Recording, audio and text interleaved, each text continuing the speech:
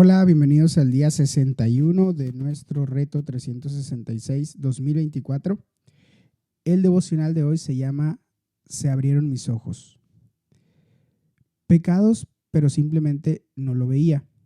Estaba espiritualmente ciego. Cuando comprendí el porqué de la cruz, se abrieron mis ojos.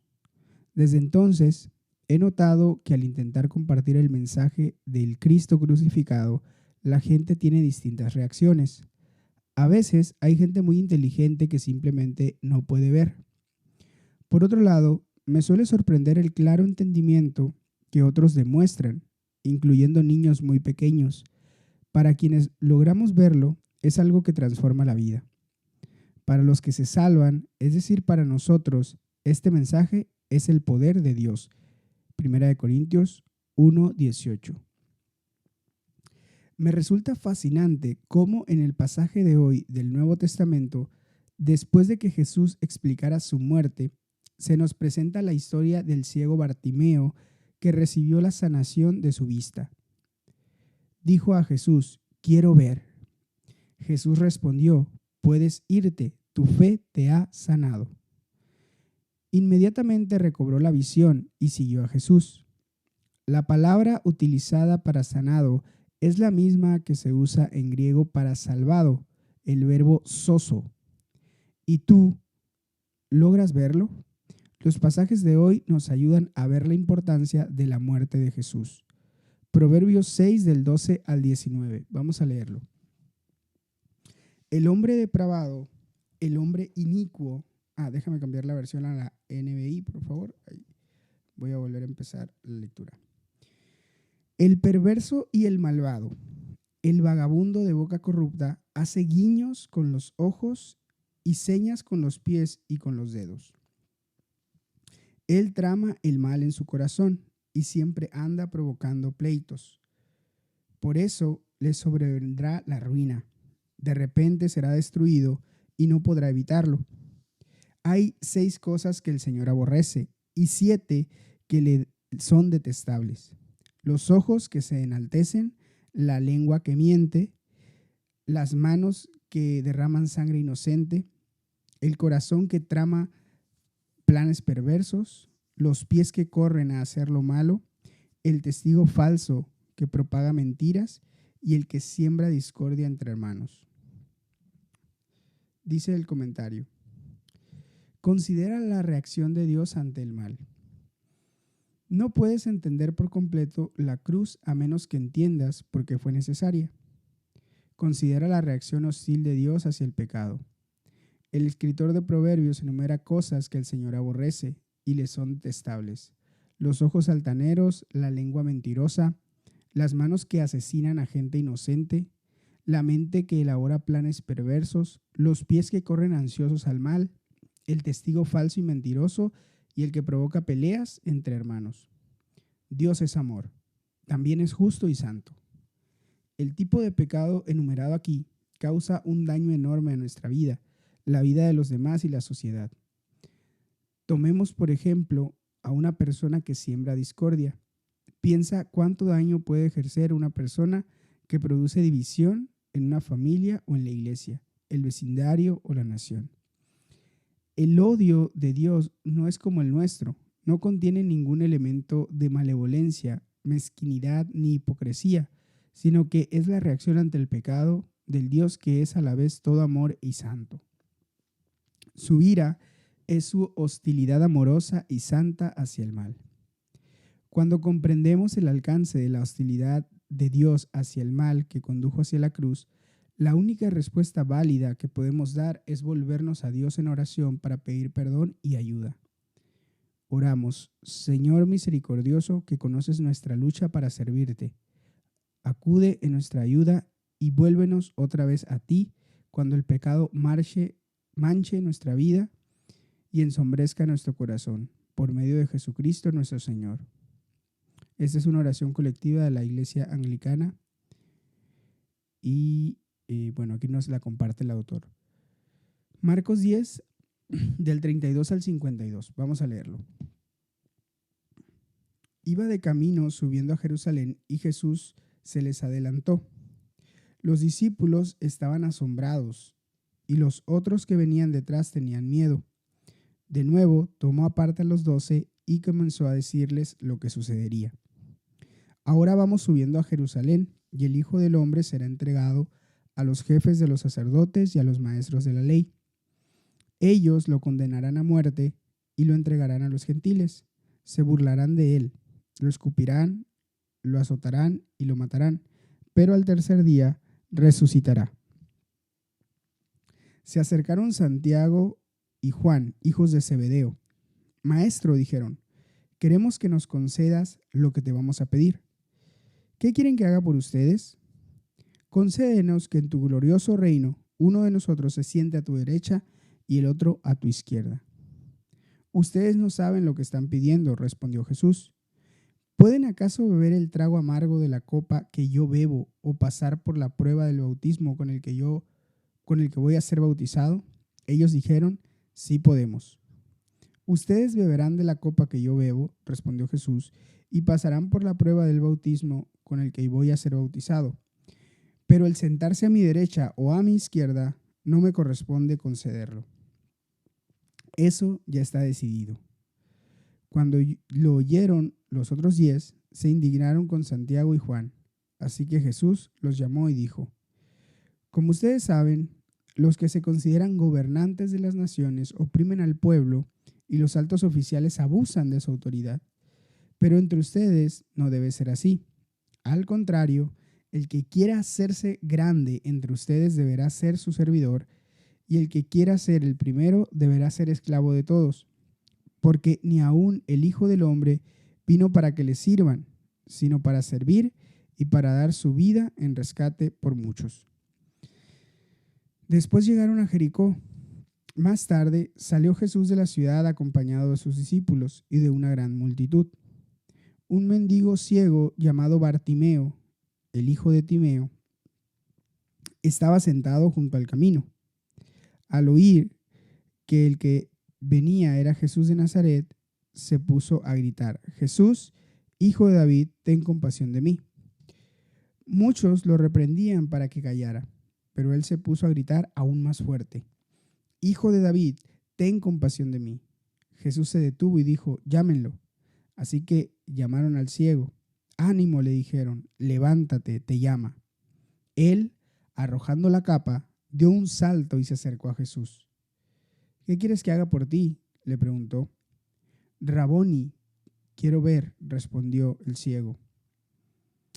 Puedes irte, dijo Jesús, tu fe te ha sanado. Al instante recobró la vista y comenzó a seguir a Jesús por el camino. Considera, dice el comentario, considera los resultados de la cruz. Si Jesús te preguntara, ¿qué quieres que haga por ti?, ¿cuál sería tu respuesta? En este pasaje Jesús realiza esta pregunta 2 veces. Los discípulos dan la respuesta equivocada y Bartimeo da la respuesta correcta. Quiero ver. Ciertas personas simplemente no logran verlo. Hay quienes han descrito la muerte de Jesús como inesperada y trágica, pero en realidad fue planificada, profetizada y predicha.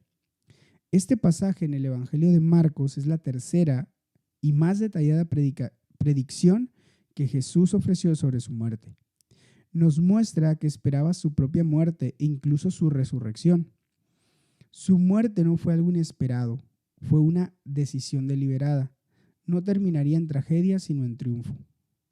Además, tenía una clara comprensión del propósito de su muerte y los resultados de la misma, porque ni aun el Hijo del Hombre vino para que lo sirvan, sino para servir y para dar su vida en rescate por muchos, dijo Jesús. El trasfondo de la comprensión de Jesús sobre su propia muerte incluye Isaías 53, uno de los pasajes sobre el siervo sufriente. Aquí vemos una prueba clara de que Jesús veía su propia muerte como la del siervo sufriente. Sufriente como un subtema. ¿Por qué Jesús vino a este mundo? Entendía que el propósito completo de su misión era sufrir. Era la razón por la que vino, a dar su vida por ti y por mí. Siervo. Jesús utiliza la expresión para servir. Se veía a sí mismo como el siervo. No vino para ser servido, sino para servir. La expresión para dar su vida hace eco de las palabras del siervo en Isaías 53:10. Ofreció su vida en expiación. Y también en Isaías 53:12. Derramó su vida hasta la muerte. Salvador. La palabra rescate en Marcos 10:45 se utiliza para prisioneros de guerra y esclavos. Significa el precio pagado por la redención. Se paga para liberar a los cautivos. La muerte de Jesús en la cruz te salva a ti y a mí, haciéndonos libres. Sustituto.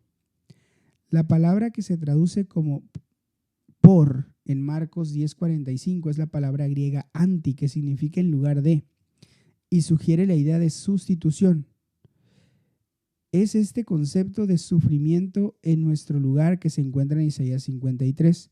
Al usar estas palabras, Jesús mostró que creía que su muerte no era accidental ni por su propio pecado, sino un sufrimiento en lugar de otros, quienes, de no ser por ella, hubieran tenido que sufrir.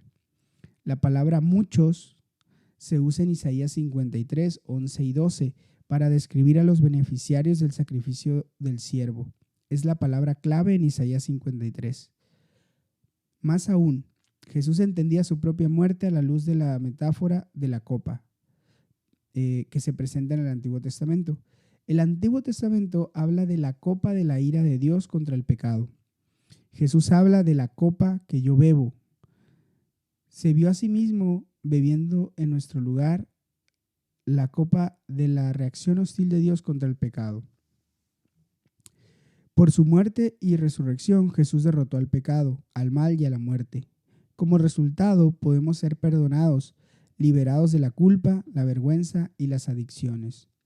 Puedes estar seguro del triunfo final del bien sobre el mal. No tienes por qué temer al futuro. La muerte misma ha sido derrotada. Cuando Jesús preguntó a sus discípulos, ¿qué quieren que haga por ustedes? Estos dieron una respuesta incorrecta. Querían posición. Para los líderes cristianos siempre es una tentación competir entre ellos por alcanzar una posición más prominente.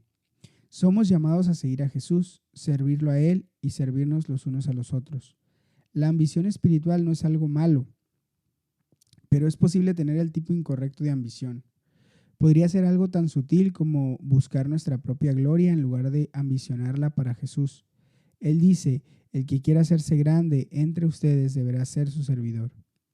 Por supuesto, para la mayoría de nosotros, la mayor parte del tiempo, nuestras motivaciones están mezcladas. Cuando somos tentados, como los discípulos, a buscar nuestra propia posición, proyección, promoción, paga y popularidad, Jesús nos dice 6 palabras. Entre ustedes no debe ser así. Somos llamados a servir porque el servicio es el patrón de Jesús. Las vestiduras del auténtico discipulado no son túnicas de color púrpura de un emperador, sino la corona de espinas de nuestro Salvador. Consiste en la cruz, no en un trono, en una vida entregada por los demás. Sigamos el ejemplo de Bartimeo, quien clamó a Jesús implorando misericordia. Jesús siempre responde cuando clamamos pidiendo misericordia. Bartimeo pidió recuperar la vista. Se le abrieron los ojos y vio a Jesús. Pide hoy a Dios que abra tus ojos para ver a Jesús y entender todo lo que ha hecho en tu favor al morir en la cruz por ti. Señor, abre mis ojos para verte de forma más clara, amarte con más devoción y seguirte mucho más de cerca. Levítico 5, 14 al 7:10. Vamos a leerlo. El Señor dijo a Moisés, si alguien comete una falta y peca involuntariamente contra lo que ha sido consagrado al Señor, llevará al Señor un carnero sin defecto como sacrificio por la culpa. Su precio será tasado en siclos de plata, según el peso oficial del santuario. Es un sacrificio por la culpa. Además, el culpable hará restitución por haber pecado contra lo consagrado, añadiendo la quinta parte, la cual entregará al sacerdote.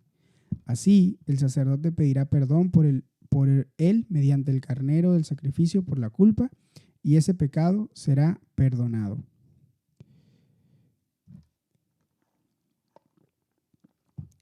Versículo 17 dice, si alguien peca involuntariamente e incurre en algo que los mandamientos del Señor prohíben, es culpable y sufrirá las consecuencias de su pecado. Llevará al sacerdote un carnero sin defecto, cuyo precio será fijado como sacrificio por la culpa.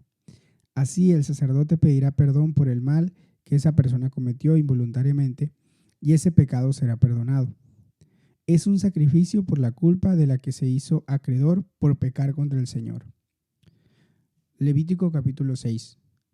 El Señor dijo a Moisés, si alguien comete una falta y peca contra el Señor al defraudar a su prójimo en algo que se dejó a su cuidado, o si roba u oprime a su prójimo, despojándolo de lo que es suyo, o si encuentra algo que se perdió y niega tenerlo, o si comete perjurio en alguna de las cosas en que se acostumbraba, alguna de las cosas en que se acostumbra a pecar, será culpable y deberá devolver lo que haya robado, quitado, lo que se haya dado a guardar, el objeto perdido que niega tener, o cualquier otra cosa por la que haya cometido perjurio.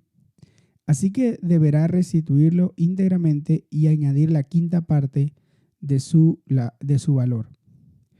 Todo esto lo entregará a su dueño el día que presente su sacrificio por la culpa. Llevará al Señor un carnero sin defecto, cuyo precio será fijado como sacrificio por la culpa. Lo presentará al sacerdote, quien pedirá perdón ante el Señor por esa persona, y cualquier cosa por la que se haya hecho culpable le será perdonada. El Señor dijo a Moisés que ordenara a Aarón y a sus hijos, esta es la ley respecto al holocausto. El holocausto se dejará arder sobre el altar toda la noche hasta el amanecer, y el fuego del altar se mantendrá encendido. El sacerdote, vestido con su túnica y su ropa interior de tela de lino, removerá las cenizas del holocausto consumido por el fuego sobre el altar y las echará a un lado del altar. Luego se cambiará la ropa y sacará del campamento las cenizas, llevándolas a un lugar ritualmente puro. Mientras tanto, el fuego se mantendrá encendido sobre el altar. No deberá apagarse. Cada mañana el sacerdote pondrá más leña sobre el altar y encima de éste colocará el holocausto para quemar en él la grasa del sacrificio de comunión.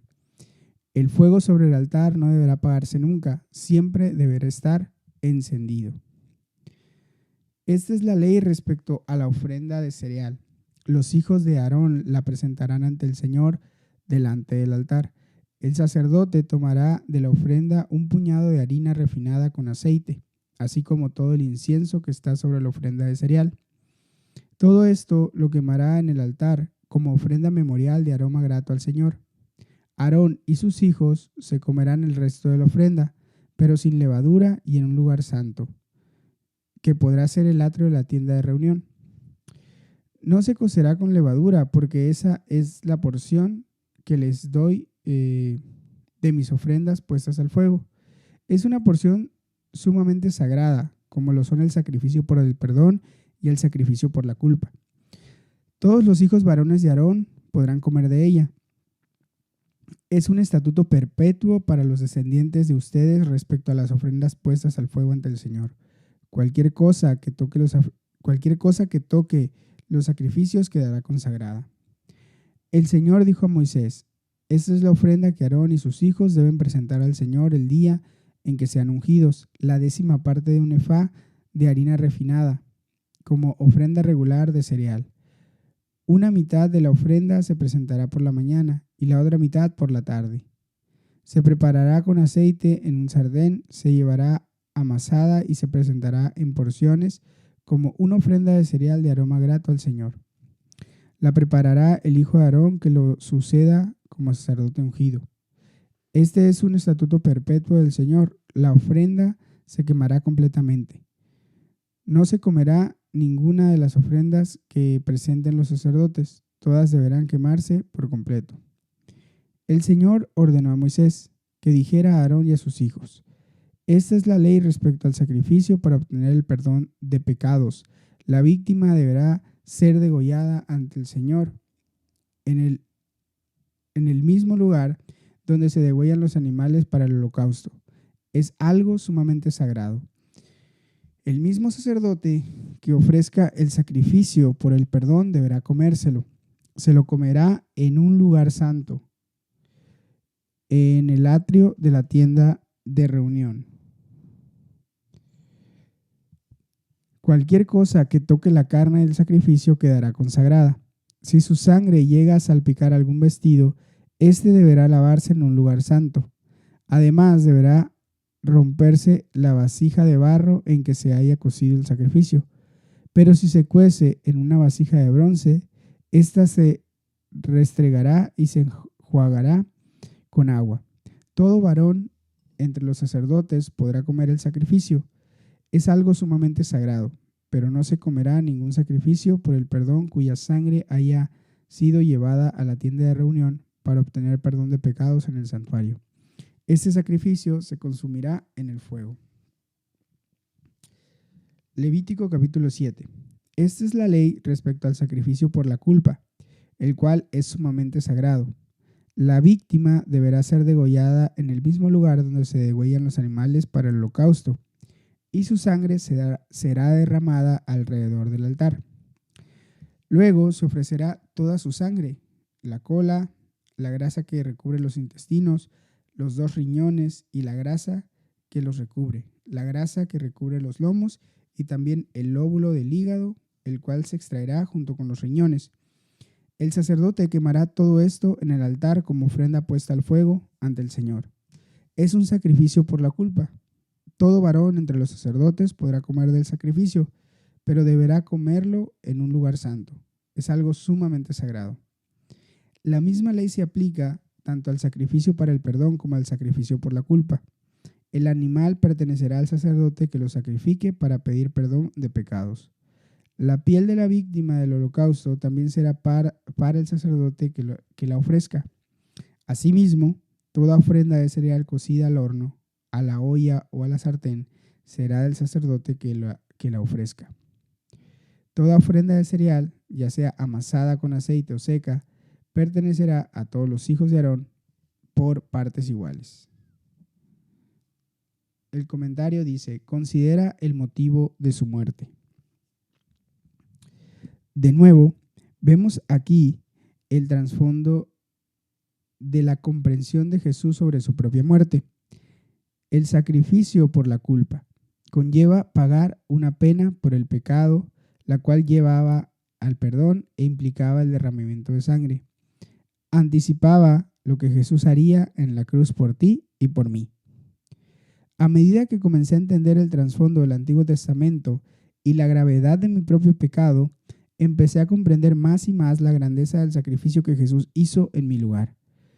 Cuando cargó en su propio cuerpo la reacción hostil de Dios por mi pecado, hizo posible que yo fuera perdonado y pudiera experimentar la vida en toda su plenitud. Mi experiencia fue similar a la del ciego Bartimeo. Mi ceguera no había sido física, sino espiritual. Al igual que él, clamé: Jesús, ten misericordia de mí. Recibí mi vista y seguí a Jesús. No fue algo que ganara por mis méritos, fue un regalo que recibí por fe. Así como Jesús le dijo a Bartimeo: puedes irte, tu fe te ha sanado. Señor, gracias por abrir mis ojos para entender la grandeza de tu sacrificio en mi lugar. Gracias porque nunca podré ganar el perdón, sino que solo puedo recibirlo como un don mediante la fe.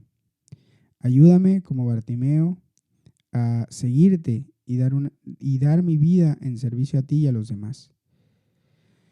Pipa añade respecto a Levítico 6:4: será culpable y deberá devolver lo que haya robado o quitado, o lo que se le haya dado a guardar, o el objeto perdido que niega tener.